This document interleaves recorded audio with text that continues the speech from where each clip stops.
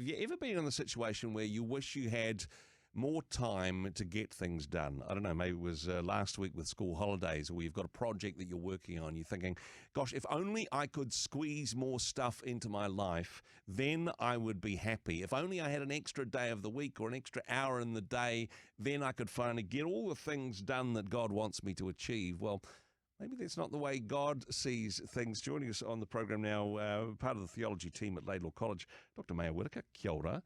Thanks for your time today. Kia Thanks ora. for joining us. Kia ora, Andrew. Great to be with you. I suppose concepts of time, this sounds like a very metaphysical thing to be talking about, but the way in which we see time in amongst our hurried busyness and the way in which God sees time and priorities, different things, I imagine. Quite different.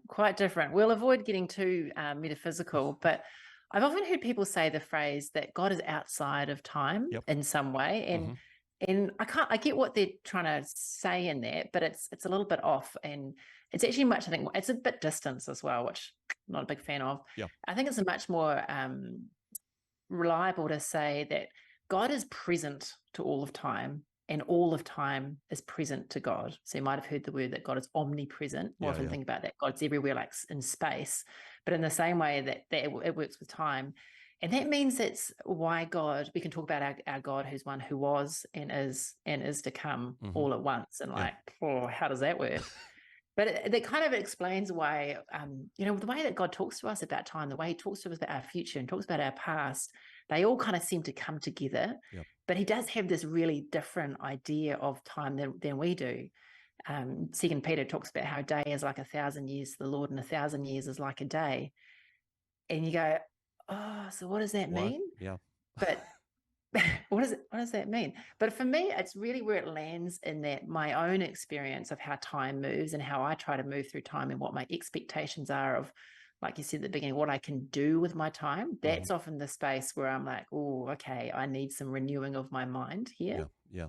I mean, it is easy to get busy, and particularly if we're juggling multiple responsibilities. I mean, for yourself, for church and family and the work that you do at Laidlaw College, many things make demands on our time. Even if they're all good things, we can get so busy, we can get so hurried that we're doing nothing well, and it's robbing our joy at the same time.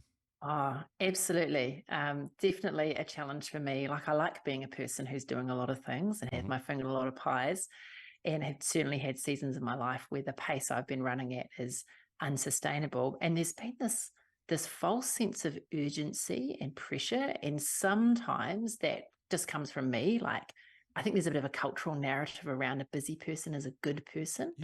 And often, you talk to people, oh, how's the week been? Oh, it's been busy. And if someone just said, oh, it's actually been pretty chill, pretty whatever, we'd have a little bit of a judgment around like, are you really doing worthwhile things? Like, are you really serving God with your time? And for me, I've really been on a journey of wanting to, I want my life to be full. I want to give my life to things that are worthwhile, that are going to count in eternity. But I don't want to be hurried. I don't want to have that pace. And even if I'm moving quickly through things, being the difference of being like hurried on the inside. It's been quite a growth point for me, which is definitely one still in progress. There's a fantastic book by a guy called John Mark Comer talking about the ruthless elimination of hurry, and he's actually quoting Dallas Willard, who's also great, got some fantastic things to say in this space. And the thing I love about that phrase is actually, if we're going to be purposeful about being less hurried, this really does need to be intentional. Because if we just let it, we'll just see how things go, then hurry is going to catch up with us and beat us up, really. There's so many things that make demands of us. We need to intentionally make some spaces to be perhaps a bit slower. Yeah, he uses that word ruthless, and I think it's got to be the way that we're approaching it.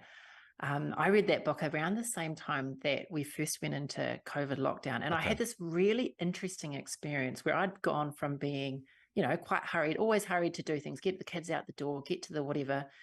And then everything slowed down. I didn't have to take my kids anywhere, but I was still hurried on the inside. And I found myself hurrying through things creating this sense of false urgency, like stacking my to-do list with things from the day, sourdough and all the stuff that we all did, and being like, I've got to get these things done because I needed to feel like I had been productive and I wasn't okay at being slow. And I was just really sabotaging my peace. Like I made all these weird fake time goals and put pressure on myself and all of this stuff because there was this underlying idea, if I'm not busy, I'm not under pressure, I'm maybe not a good person. And just being addicted to the sense of hurry, addicted to the novelty, addicted to the little dopamine hit you get when you complete a task and tick off your list, or at least some of us get that dopamine hit. When we look at the opposite of hurry, I suppose slowness is, as a society, we think, oh, this is something that is broken. If something is slow, obviously it needs fixing. If it's slow, we need to bring it up to speed, as it were. But slowness, looking at slowness almost as a spiritual discipline, as a blessing from God, I mean, that is counterintuitive for a lot of us, right? Yeah, you're so right. We think something's slow, there's something wrong with it. But then you see like there's a lot of slow movements, slow cooking. We go, there's no fast forward process on a good beef bourguignon, is there? You've got to give it time. You've got to slow cook that, piece of meat and all the things. And the virtue of slowing, I would say, isn't in the slowness itself. It's in what it lets you pay attention to. Mm-hmm. And there's Kosuke Kuyama's written this wonderful little book called 3 Mile an Hour God. Wow. And he talks about our God being one who moves at 3 miles an hour, which is apparently the walking pace. And it talks about God's companionship with us. And I think, for example, if you imagine what it's like driving along a country road, going 100 k's an hour, what you can see versus if you are driving at 50k, or if you're on a bike, or you're walking, or if you're walking with like a toddler, who's stopping to notice every stick, go up every driveway, exactly. Every drive. Oh, look, it's a flower. Can I take the stick home? You are seeing more and you're enjoying more, but we're often on a hurry to get to the destination. And I guess I think something that I've been learning and something I'm often speaking to my students and people in ministry and discipleship is that God's often not as much in a hurry with us as we are with ourselves. Yep. We think, I've got to get there, I've got to fix this, I've got to grow. And we can get addicted to doing the things, going, okay, if I'm going to do this, then I've got to read, this many books a week and all of that. And it ends up being superficial change, but the deep growth, like the deep discipleship, it really only happens at a slow pace. And I guess there's an encouragement there perhaps to be okay with taking the pedal off in some things, whether that's thinking about your schedule, the amount of stuff you're doing, or even just the urgency that you might have about growing in certain areas of your life, that God is actually okay at moving at a slow pace. Sometimes, absolutely, there's seasons of like radical turnaround, breakthrough, it's like everything shifts. Yep.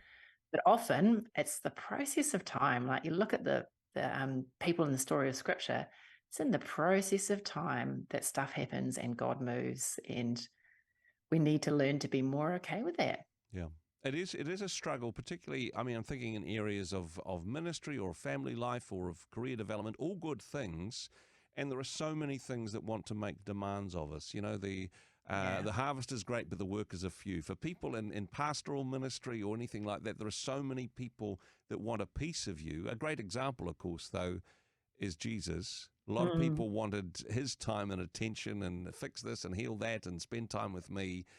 But also a very good role model of what paced, sustainable ministry looks like.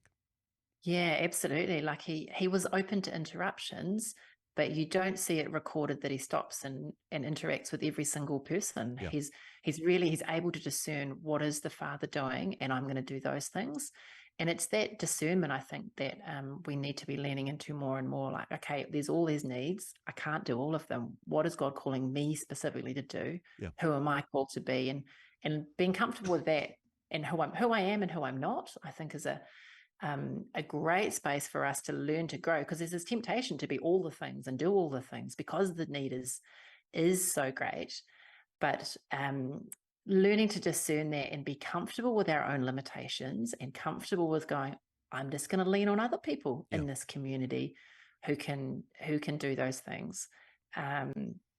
it's a way more interdependent space, but it's something, it really pushes against those kind of, Western culture, which is pushing for progress. The greatest thing is for progress and things to get bigger, and bigger is always better. Yeah. When I think a lot of us would go, not so sure that's the case, actually. Exactly.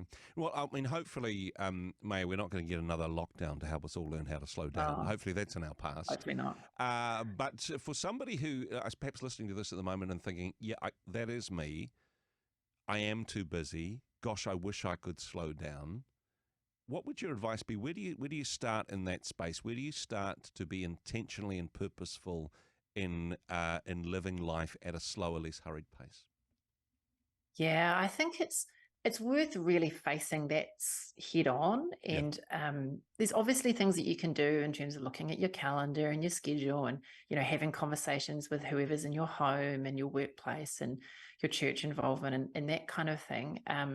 But what I would kind of push into a bit more is the deeper personal stuff, like what is it within me that's causing me to want to move at this pace? Yep. What is it within me that is what are the needs that I'm trying to meet by this? And one of the things I want to encourage people in is that we can sometimes think that to have a slower life means that I'm going to have to say no to a whole lot of things. Mm-hmm. But my experience has been that actually, probably I can do a lot of things, but I'm not going to do them in as controlled a way as I would like to. Yeah. And I think certainly that's been my parenting journey. I've got 4 kids, and I was smashing it with the birthday parties for those first 2. The 4th one, we're just like, oh yeah, let's do this, I guess, and she's loving it. And for me, it's about going, I'm still going to do some of these things, but I'm just not going to overwork them. I'm just going to go with the flow, not sweat the small stuff. Yeah. But especially if you're a perfectionist, that's a lot of work to just learn how to dial that down, that you can have being able to say that'll do without that's a tough one fine. sometimes. Yeah, and actually, like, who cares? So I think kind of like dealing into some of that deeper stuff is going to be more helpful to bring an actual change, rather than a temptation to just like, you do look at your schedule, but sometimes we can just like, I'm going to work those little things, tweak here, that kind of stuff, when actually the real place of change that needs to happen is your heart. And so that's a place of prayer, accountability, talking to people who really know you and can speak some truth to you, uncomfortable truths that you might not want to hear. That's the place of real growth, and that's where I think sustainable change comes from. Now, well, hey, appreciate your wisdom as always. And hey, if people do perhaps have some spare time, they might want to consider part-time study through Laidlaw College, laidlaw.ac.nz. Maja, thank you so much for your mahi and your wisdom. Thanks for joining us today. My pleasure.